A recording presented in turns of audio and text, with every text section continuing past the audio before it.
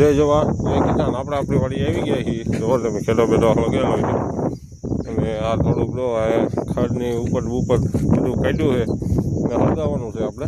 અને એના માટે પહેલાં આપણે બાકર ગોઠવી.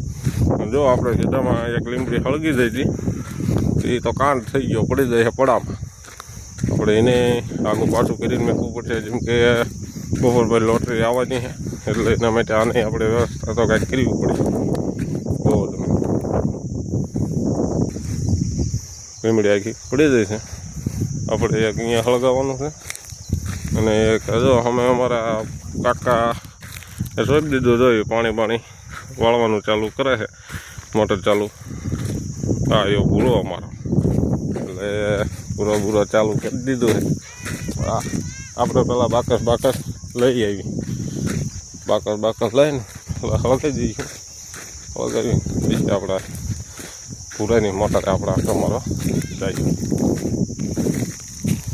બાકસ તો આપણે મૂક્યું હતું, બાકસ મળી ગયું તો આપણે આગળ લઈ શીખશું. ને અહીંયા થોડુંક આપણે ધ્યાન રાખીએ, કાઢવું પડશે બધું. અને સાફ એના જો બહુ મોટું પડી ગયું એ શેડો એવું લાગે તો આપણે આ દાંતી તો નથી લાવ્યા, નકર તો કાપી શેટામાં નાખી દે આપણે. હાલો નહીં તો કોઈ વાંધો નહીં, થઈ જાય છે બધું.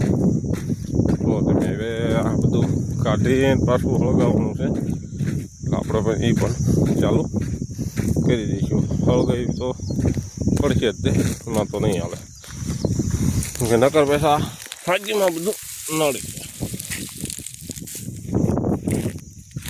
ખડ છૂટું બહુ એટલે તો ઉપર તો આવી હતું, બહુ નહીં એટલે રહી ગયું. બીજી દાન દાંતી મારવાની કહેતા હતા, પણ દાંતી નથી મારવાની, આપણે ડાયરી લોટરી મારી દેવાની છે. તો આના પડખે કપાસિયા રોપણ ચાલુ છે. બધી બાજુ કાકા જ છે, આ કાકાનું છે, ઓલા કાકાનું છે, આ કાકાનું છે. જાહેર બાર આપણે ઊભી છે, જોઈ લો તમે. અને હવે આપણે આ કામ પૂરું કરી નાખ્યું પછી આપણે ભૂરાભાઈની મોટરે આપણે જઈને પાછું તમને બતાવશું. જય જવાન જય કિસાન.